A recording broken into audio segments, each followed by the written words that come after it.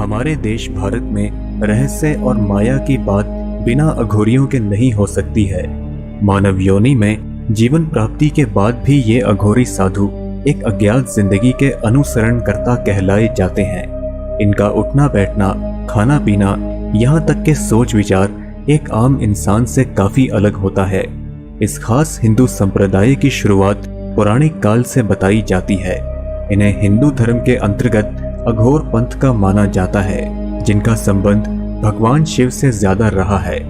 अगर देखा जाए तो अघोरी साधु हमेशा से ही खास चर्चा का विषय रहे हैं। जब भी अघोरी शब्द हमारे सामने आता है तो एक अजीब सी रहस्यमय दुनिया हमारे आसपास चलने लगती है, जिनके अज्ञात जीवन के बारे में हम केवल कल्पना ही कर सकते हैं। अघोरी साधु मुख्य तौर पर अपने शारीरिक आवरण और कठोर तपस्या साधना के लिए जाने जाते हैं। इनमें आम इंसानों से कई गुना ज्यादा क्षमता और ताकत होती है। ये साधु ज्यादातर नग्न अवस्था में रहते हैं और अपने पूरे शरीर पर इंसानी शवों की राख लगाते हैं, जो इनकी खास पहचान है। अघोरी 3 तरह की गुप्त साधनाएं करते हैं, जिनमें शिव साधना, शमशान साधना और शव साधना शामिल है। ये ज्यादातर अपना अड्डा शमशान घाटों में लगाते हैं। माना जाता है कि ये गाय के मांस के अलावा हर किसी जीव का मांस खाते हैं। हालांकि इस बात में कितनी सच्चाई है, ये आज तक एक रहस्य है। अघोरियों के बारे में कहा जाता है कि इनकी तंत्र साधना में इतनी ताकत होती है कि ये मुर्दों से भी बात कर सकते हैं। प्राचीन लोक कथाओं में इस बात का हमेशा से ही जिक्र किया गया है कि अघोरी मरे हुए इंसानों में भी जान फूंक देते हैं। हालांकि विज्ञान इन बातों को पूरी तरह से नकार देता है।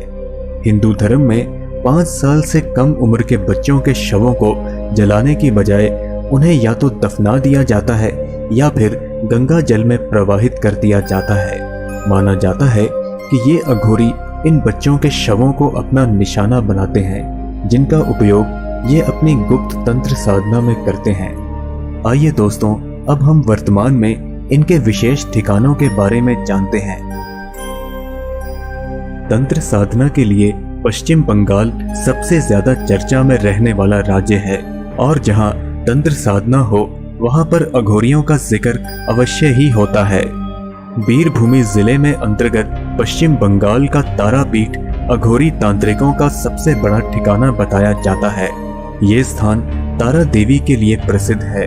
यहाँ पर काली माता की विशाल प्रतिमा भी स्थापित है। ये मंदिर शमशान घाट के नजदीक स्थित है।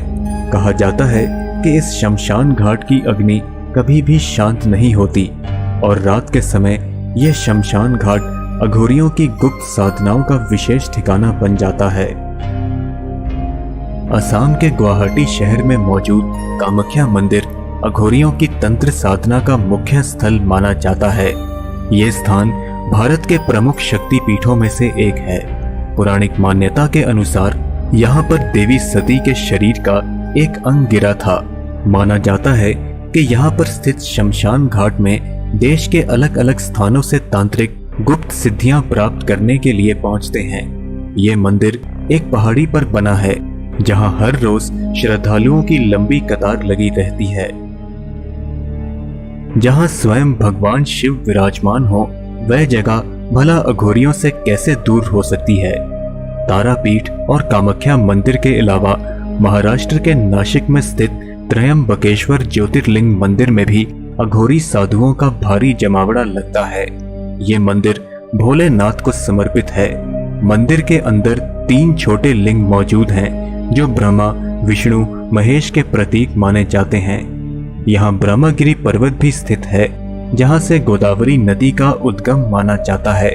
ब्रह्मगिरी पर्वत पर राम कुंड और लक्ष्मण कुंड स्थित है, जिनके दर्शन करने के लिए भक्तों को 700 सीढ़ियों की चढ़ाई करनी पड़ती है। बनारस के मणिकर्णिका घाट को महाशमशान का दर्जा प्राप्त है, जहाँ की चिताओं की आग कभी ठंडी नहीं पड़ती है। सुबह से लेकर रात भर यहाँ अंतिम संस्कार का सिलसिला जारी रहता है, और जहाँ शमशान घाट है वहाँ पर अघोरियों का होना तो अनिवार्य है। अगर देखा जाए तो काशी इन अघोरियों का विशेष स्थान माना जाता है। जिसका मुख्य कारण यहाँ पर स्थित बाबा विश्वनाथ का मंदिर और गंगा के 84 घाट हैं, जिनमें से अधिकतर रात के दौरान इन अघोरी तांत्रिकों की गुप्त साधनाओं का विशेष स्थान बन जाते हैं।